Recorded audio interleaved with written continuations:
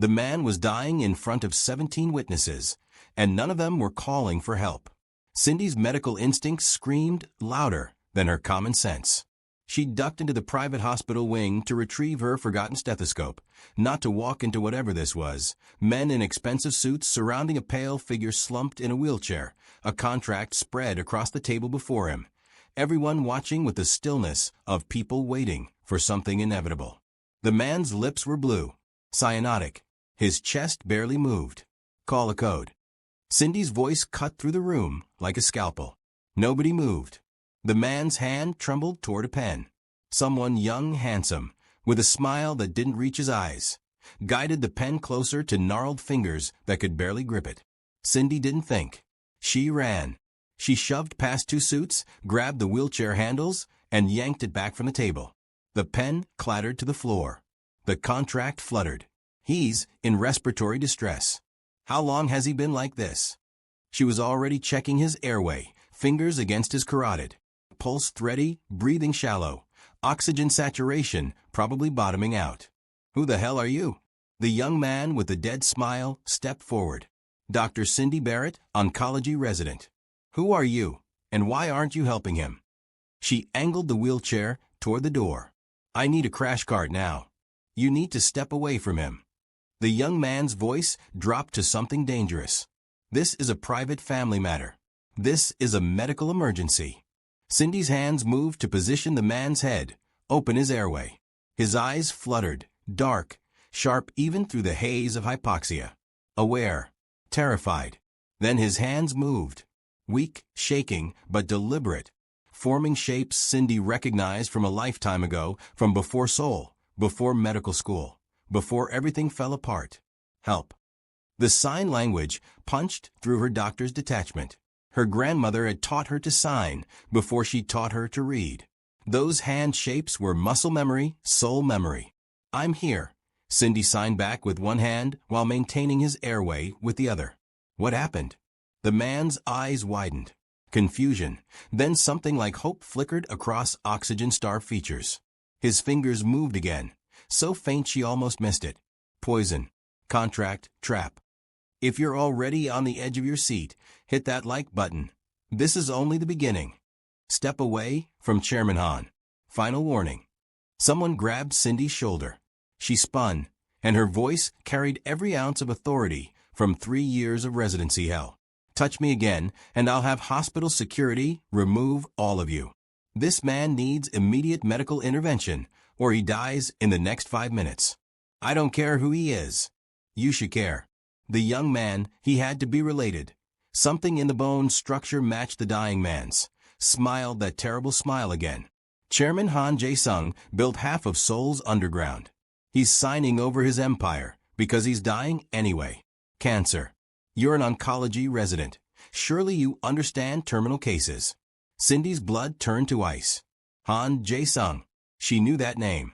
Every Korean newspaper had run it. Every crime documentary mentioned it. The Ghost King of Seoul. The man who controlled everything from construction to politics, all while the public pretended he was just a successful businessman. The man whose organization had killed her brother, Marcus. Her only family, dead at 23 in a warehouse fire in Itaewon that the police had ruled accidental, but everyone knew was arson. Gang territory dispute, collateral damage. A black American English teacher in the wrong place at the wrong time. And she was saving his murderer's life. Cindy's hand stilled. Chairman Han's eyes found hers, pleading. His fingers moved again. Daughter. Save daughter. He's hallucinating from hypoxia. The young man, nephew? Son, step closer. Let nature take its course, doctor. He's already signed a DNR. Then where is it? Show me the paperwork. Cindy's mind raced. Every second she hesitated, he deteriorated. Every second she helped, she betrayed Marcus's memory. Please. Han's hands barely moved now. Min Seo. Daughter. They'll kill. The monitors behind them suddenly shrieked. Someone had plugged him into telemetry. His heart rate was plummeting. Cindy's training overrode everything else. She couldn't watch another person die. Not again. Not when she could stop it. Naloxone. Someone get me naloxone, now. She was already performing a sternal rub, stimulating response. This isn't cancer. This is opioid overdose. Someone poisoned him. The room erupted. Men moved for weapons. The young man's mask dropped completely, rage distorting his features. You stupid bitch, you have no idea what you've. Cindy grabbed the water pitcher from the table and threw it in his face, buying herself 3 seconds. She ripped open her doctor's coat pocket, found the naloxone nasal spray she always carried. Oncology patients often had pain management complications, and administered it. Security. I need security in the VIP wing. She was screaming now, one hand on Han's pulse, counting, praying. 15 seconds. 30. 45. Han gasped. A real breath. Then another. Color crept back into his lips. His eyes opened fully, locked onto Cindy's face with an intensity that made her step back. Who are you? His hands were steadier now, demanding. Dr. Barrett. Her voice caught. I'm nobody. Liar. His gaze pinned her. You sign like someone who learned at home. You carry naloxone. You see poisoning where others see natural death. His hands moved with growing strength. Who taught you to see what others miss? My grandmother. The words came out before Cindy could stop them. She was deaf. She raised me in Atlanta before I came here for medical school. Something cracked across Han's expression. Atlanta, he whispered aloud, his voice rusty, clearly unused. Then his hands moved again. When? That's not relevant to your treatment. Cindy checked his pupils. Responsive. Breathing stabilizing. You need a full talk screen, gastric lavage possibly. And I'm calling the police because someone just tried to murder you. The young man laughed, actually laughed. Call them. My uncle owns half the force. I don't. Cindy met his eyes. An attempted murder of a patient under my care is still a crime, no matter who your family pays off. Drop a comment. Would you save your enemy's life? Cindy's about to discover the price of mercy. Hospital security finally burst through the doors. Real security, not the suits who'd been standing watch. Cindy had never been more grateful for hospital protocol. This man needs immediate ICU admission. Suspected poisoning, naloxone administered, vital stabilizing, but he needs monitoring. She rattled off orders while keeping herself between Han and his nephew. And these people need to be removed from a floor. Dr. Barrett, the head of security, Mr. Park, looked uncomfortable. This is complicated. Chairman Han owns this wing. I don't care if he owns the entire hospital. Someone tried to kill him. Do your job, or I'm calling the medical board and the press. Cindy's hands shook, but her voice didn't. Han's hand shot out, gripped her wrist. Weak, but insistent. His other hand signed. Asterisk, no police. Not yet. You're not thinking clearly. I'm thinking perfectly. Asterisk, his signs grew sharper. You saved my life twice. Once from a poison. Once from signing my death warrant. He glanced at the contract, still on the table. Did you read it? I'm a doctor, not a lawyer. Clause 9. If I die within 30 days, everything goes to my nephew Taewon. Han's mouth twisted. The same nephew who brought me tea 20 minutes ago. The same tea that's now killing me. Taewon's face went blank. Uncle, you're confused. The cancer medication. I'm dying of cancer. That's why they thought they could poison me and call it natural progression. Han's hands moved faster now, animated by rage and returning strength. But cancer takes months. Poison takes minutes. I know the difference. Why not just refuse treatment? Cindy asked. Why the contract? Because I thought I was protecting someone. His expression crumbled. Asterisk, I thought if I signed everything over, they'd leave my daughter alone. Min Seo. She doesn't know about any of this. I kept her separate. Safe. Cindy's stomach dropped. How old is your daughter? 26. Medical student. She's everything I'm not. Good, clean, legitimate. Asterisk, pride and pain ward in his signs. Her mother took her to America when she was a baby. I've been sending money, watching from a distance. She thinks her father is dead. 26. Medical student. America. The room tilted. What's her mother's name? Cindy whispered. Han's hand stilled. He studied her face, really looked at her, and something like recognition dawned in his eyes. Catherine, he signed slowly. Catherine Barrett. She died 3 years ago. Cancer. The world stopped. Cindy's mother. Dead from ovarian cancer. The mother who'd never talked about Cindy's father, who'd only said he was gone and complicated, and not someone we could have in our lives. The mother who'd left Cindy a brother, Marcus, her half-brother from another relationship, and medical school debt and a box of photographs that never included any man's face. No, Cindy backed away. No, that's not. My father is dead. My mother said. What did she say exactly? Han's signs were gentle now, devastating. That I was dead? Or that I was dead to her? Cindy couldn't breathe. The irony wasn't lost on her. She'd just saved a man from respiratory failure, and now her own lungs refused to work. You're lying. But even as she said it, she was counting backwards. 26 years ago. Her mother fleeing Seoul, pregnant, terrified. The stories Catherine had told about Korea, beautiful, dangerous, impossible. My mother would have told me. Your mother was protecting you.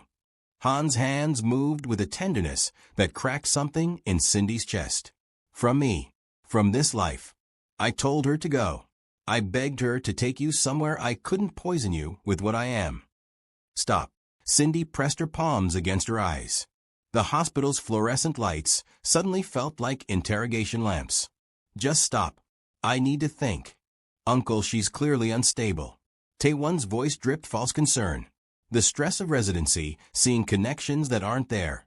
Shut up. Cindy's voice was ice. She dropped her hands and stared at Han, at the man who might be her father, who was definitely a monster. You said you were protecting your daughter. From what? Han's expression hardened. From them. He gestured at Taewon and the other suits. My brother's son thought he could inherit everything. But my will, my real will, not this fake contract, leaves everything to Min Seo. To you. I don't want it. The words came out fierce. I don't want your blood money or your empire or anything you built on other people's suffering.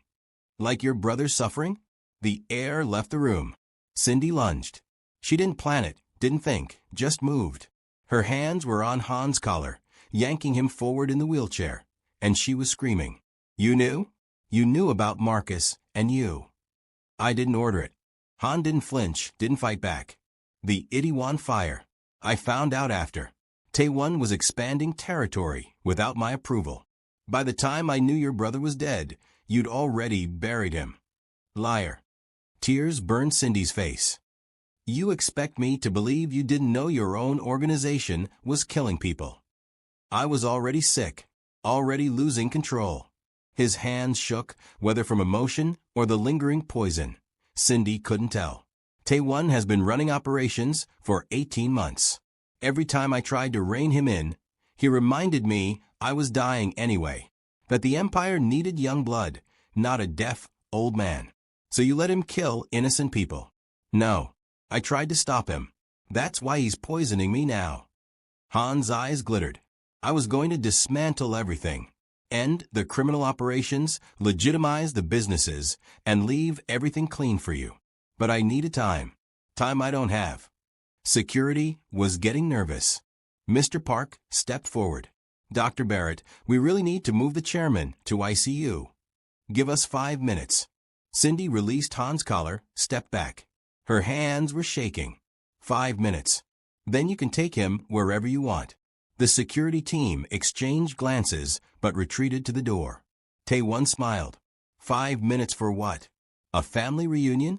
Uncle, you must be more delusional than I thought if you believe this American doctor is. Shut up. Cindy rounded on him. You tried to murder him. You killed my brother. You're a parasite wearing expensive suits and pretending you're anything but a coward who poisons old men. Prove it. Taewon's smile widened. Prove any of it. The teacup is already gone. The contract is legal. Uncle's own lawyers drafted it. And your brother. He shrugged.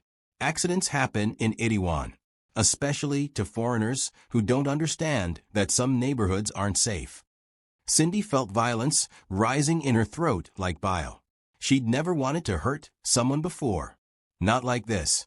Han's hand found hers. Squeezed once. Don't. He signed with his other hand.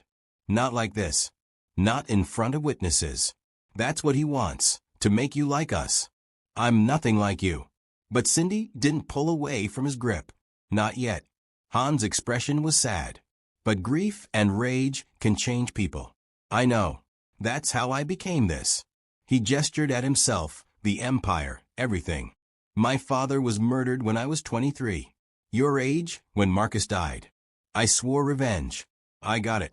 And 30 years later, I'm dying alone, deaf from a stroke brought on by stress, eaten by cancer, poisoned by my own blood. Why are you telling me this? Because you have a choice I didn't. His hands moved with urgency now. You can walk away. Go back to America. Finish your residency somewhere clean. Forget you ever knew about me. Or you can stay. Help me burn it all down. Han's smile was sharp as broken glass. Every operation, every dirty business, every lie my family built. We dismantle it together. Clean. Legitimate. And when I'm gone, which will be soon, cancer doesn't care about revenge. You inherit nothing but the legitimate businesses. Real estate. Construction. Clean money. And Taewon goes to prison, along with everyone who helped him kill Marcus and the others. Han's hand stilled. But I need proof. Evidence. Someone on the inside who they won't suspect. Cindy laughed, bitter, broken. You want me to infiltrate your own organization? I'm a doctor. I save lives. I don't. You already did. Han's gaze was relentless. You saw the poison when no one else did. You read the contract trap. You have instincts, intelligence, and something none of them expect. What? You're invisible to them. A black woman, a foreign doctor, someone they'll dismiss and underestimate. His signs grew fierce. Use it. Use their prejudice. Their blindness. The same way I used being deaf. Let them think you're not a threat until you've already destroyed them. The 5 minutes were dying. Security was moving toward them again. Cindy looked at her hands. Hands that had saved hundreds of lives, that carried her grandmother's language, that had held Marcus's jacket at his funeral because there hadn't been enough of him left to bury. If I do this, and I'm not saying I am, I want conditions. Han nodded. Name them. First, I want everything you know about Marcus's death. Names, dates, who gave the order, who lit the match. Everything. Agreed. Second, any operations that hurt civilians and immediately. I don't care about your gang wars or territory disputes. Innocent people stop dying or I walk. Already planned. Taewon expanded into human trafficking and drug distribution. I was shutting it down when he decided to kill me. Third, Cindy's voice hardened. When this is over, when Taewon and his people are in prison, you sign everything legitimate over to a trust. Not to me personally. A trust that funds medical care, education, community development. Your empire doesn't get to just disappear into my bank account. Han studied her for a long moment. Then his hands moved, slow and deliberate. You really are Catherine's daughter. She would have demanded the same thing. Something in his expression softened. She was the only person who ever made me want to be better. I failed her. Let me not fail you. You already failed me. You failed Marcus. You failed everyone you've hurt building this. Cindy's tears were cold on her face. But maybe we can stop you from failing anyone else. Is that a yes? It's a temporary alliance. When Taewon is finished, so are we. I don't want a father. I had a mother who was worth 10 of you. And I had a brother who deserved to live. Her hands signed with brutal clarity. This is for Marcus. Not for you. Han's nod was almost a bow. Understood. Good. Cindy turned to security. Take him to the ICU. Full isolation protocol. No visitors except medical staff. I'll be his primary physician. Dr. Barrett, the chairman, usually has his own private doctors, Mr. Park began. His private doctors didn't notice he was being poisoned. I'm his doctor now. Anyone has a problem with that, they can take it up with the medical board. She looked directly at Taewon. Or the police. Your choice. Taewon's smile never wavered, but something ugly flickered behind his eyes. Of course, Doctor. Whatever Uncle needs. We're all family here, aren't we? No, Cindy said quietly. We're really not. As they wheeled Han toward ICU, he caught her hand one more time. His signs were barely visible to anyone else. Your mother used to sign to you in the womb. She told me once she wanted you to know my language, even if you'd never know me. I thought about that every day for 26 years. Cindy pulled her hand away. Don't try to make this about love or family or anything except what it is. A transaction. You get to die with a clean conscience. I get justice for Marcus. That's all. If that's what you need to believe. It's what I know. She turned to leave, then paused. One more thing. You call me Dr. Barrett. Not Mincio. Not daughter. Not anything else. Are we clear? Han's smile was sad and proud in equal measure. Crystal clear, Dr. Barrett. Cindy walked away from the man who was her father, toward a war she'd never wanted, carrying her brother's ghost and her grandmother's language, and a rage that felt like it might consume her. Behind her, she heard Taewon making a phone call in rapid Korean. He thought she couldn't understand. He was wrong about that, too. He was saying, we have a problem. Find out everything about the American doctor. Everything. And if she becomes inconvenient, handle it. Cindy kept walking. Let him try. She'd already decided. If she was going to hell for what came next, she was taking all of them with her. The war for Han's empire has begun. Like and subscribe to see how far Cindy will go for revenge, and whether she'll become the very thing she's fighting against. Part 2 coming soon. Stay tuned.